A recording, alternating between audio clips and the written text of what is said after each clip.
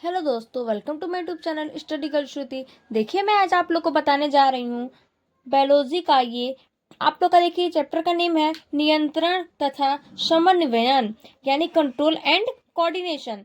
तो देखिए, पहला इसमें आप लोग का क्या है, हेडिंग टॉपिक है आप लोग का पहला। ये क्लास 10 का एकदम इम्पोर्टेंट क्वेश्चन है। तो देखिए, पहला टॉपिक क्या है आप लोग का, तंत्रिका कोशिकाओं के प्रकार, यानी तंत्रिका कोशिकाओं के प्रकार में हम लोग पढ़ेंगे। तो देखिए, पहला आप लोग का हेडिंग में क्या है, तंत्रिका कोशिकाओं के प्रकार। इसमें पहला हेडिंग है संवेदी तथा अभिवाही तंत्रिका कोशिकाएं। तो संवेदी और अभिवाही तंत्रिका कोशिकाएं के बारे में हम लोग जानते हैं। बोल रहा है संवेदनाओं को अंगों से ग्रहण करके केंद्रित तंत्रिका तंत्र को पहुंचाती है।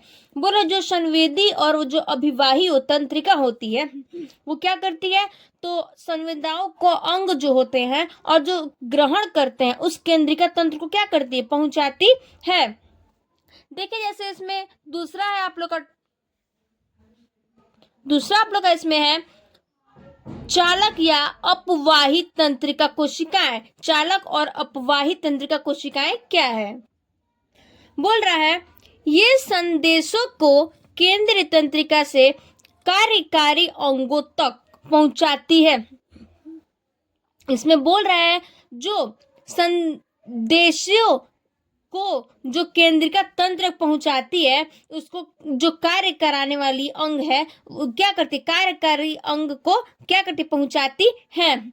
उसी को हम लोग क्या बोलते हैं, चालक या अपवाही तंत्रिका कोशिका कहते हैं। नेक्स्ट आप लोग का देखिए, नेक्स्ट है मिश्रित या संयोजित तंत्रिका कोशिकाएं। मिश्रित और संयोजित तंत्रिका कोशिकाएं क्या है। वे संयोजी तथा मिश्रित दोनों प्रकार की होती है। बोल रहा है ऐसी संवेदी है जो मिश्रित दोनों प्रकार की क्या होती है तथा दोनों में संबंध स्थापित करते हैं। यानी कि जो मिश्रित और जो संयोजित तंत्र का होती है, इन दोनों में क्या होता है, संबंध स्थापित होता है। देखिए, जैसे अब दूसरा टॉपिक आप लोग का मानव मस्तिष्क। मानव मस्तिष्क क्या है। मस्तिष्क अत्यंत महत्वपूर्ण एवं कोमल अंग होता है। जो मस्तिष्क होता है वो क्या होता है, महत्वपूर्ण। जैसे कि मस्तिष्क में लोग दिमाग क्या होता है, बहुत ही महत्वपूर्ण और कोमल अंग ये है, यानी क्या बोलते हैं इसको, दिमाग। यह खोपड़ी के मस्तिष्क कोश, ये खोपड़ी के मस्तिष्क कोश में क्रेनियम में सुरक्षित रहता है। यानी क्या करता है, ये क्रेनियम में सुरक्षित रहता है। मानव मस्तिष्क का भार लगभग 1300 से 1400 ग्राम तक होता है। यानी जो मस्तिष्क होता है उसकी भार कितनी होती है, 1300 से 1400 तक क्या ग्राम में होता है।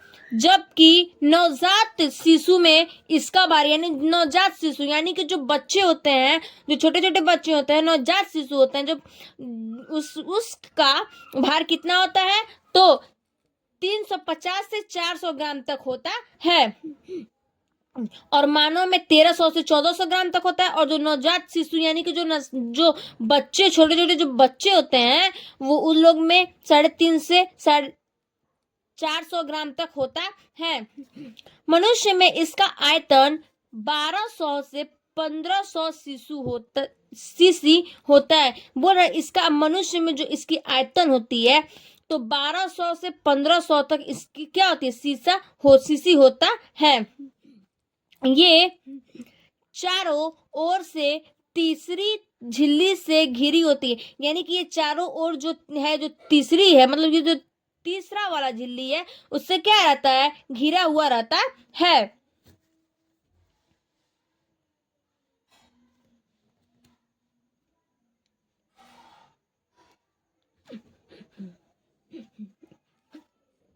बाहरी झिल्ली को दृढ़ तानिका, मध्य झिल्ली को जाल तानिका तथा भीतरी झिल्ली की मृदु तानिका कहते हैं। बोल रहे जो बाहरी झिल्ली है उसको हम लोग क्या बोलते हैं, दृढ़ तानिका, और जो मध्य झिल्ली को जाल तानिका बोलते हैं तथा भीतरी झिल्ली को क्या बोलते हैं, मृदु तानिका हम लोग कहते हैं। मृदु तानिका में रुधिर कोशिकाओं का एक संघन जाल बना होता है। बोला जो बाहरी झिल्ली होती है उसको हम लोग ऋण तानिका, मध्य झिल्ली होती है, और जो मध्य झिल्ली होती है उसको हम लोग क्या, जाल तानिका बोलते हैं। और जो भीतर यानी कि जो अंदर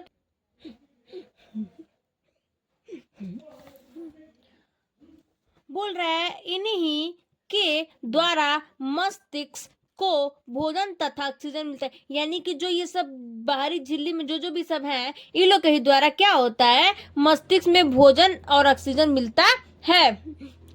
मृदु तानिका की गुहा में एक रंगहीन स्वच्छ तरल पदार्थ प्रमस्तिष्क मेरु द्वार भरा रहता है। बोल रहा है जो मृदु तनिका होती है उसके गुहा में एक रंगहीन और स्वच्छ तरल पदार्थ जो होता है वो प्रमस्तिष्क में क्या होता है, मेरु द्वार में भरा रहता है।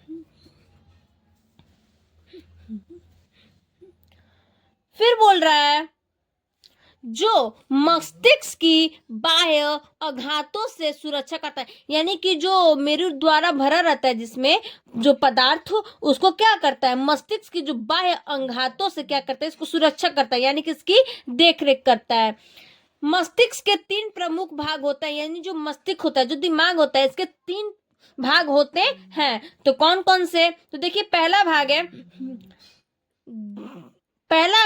है ग्रहण मस्तिष्क। ग्रहण मस्तिष्क क्या है, मनुष्य में ये कम विकसित होता है। बोल रहा है मनुष्य में जो विकसित होता है वो क्या होता है, कम होता है।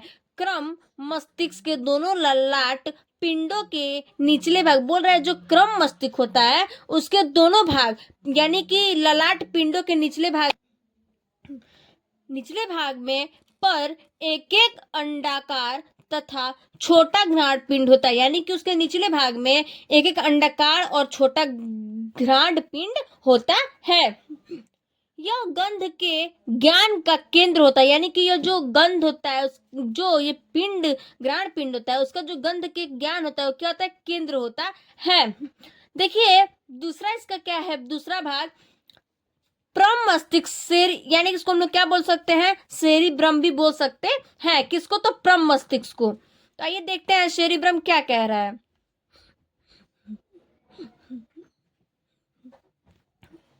यह अग्र मस्तिष्क का सबसे बड़ा भाग होता है। यानी कि यह जो सेरिब्रम होता है यानी प्रम मस्तिष्क जो होता है ये अग्र मस्तिष्क का क्या होता है, सबसे बड़ा भाग होता है, जो 80% तथा विकसित भाग है। यानी कि 80% क्या है, विकसित इसका भाग होता है।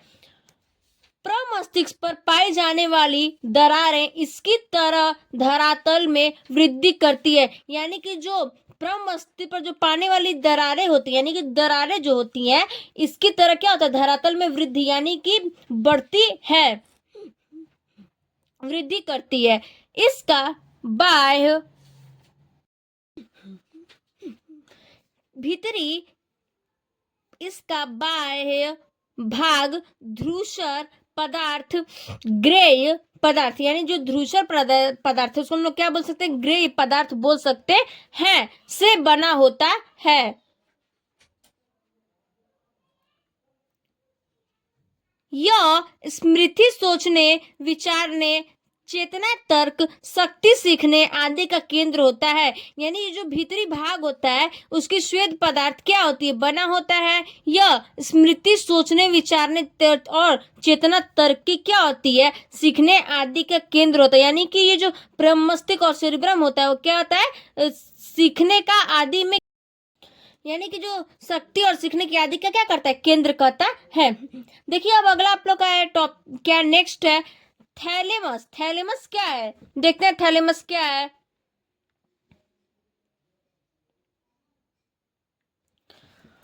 ठंड, दर्द तथा गर्मी का अनुभव करता है। जो थैलेमस होता है वो क्या करता है, ठंड का, दर्द का तथा गर्मी का क्या करता है, अनुभव करता है। कौन, थाइलेमस। अब नेक्स्ट देते हैं हम लोग क्या, हाइपोथैलेमस। यानी हाइपोथैलेमस क्या कह रहा है,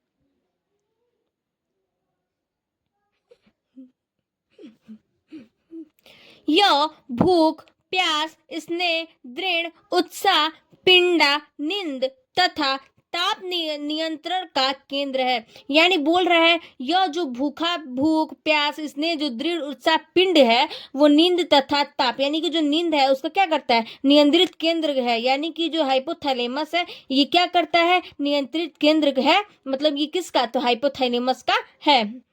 साथ ही साथ ये वसा तथा कार्बोहाइड्रेट के उपापचय का भी नियंत्रण करता है। यानी कि जो हाइपोथैलेमस है वो साथ में क्या करता है, वसा यानी फैट का और कार्बोहाइड्रेट का क्या करता है, उपापचय का भी नियंत्रण करता है। Thank you. चलिए फिर देखते हैं अगले वीडियो में।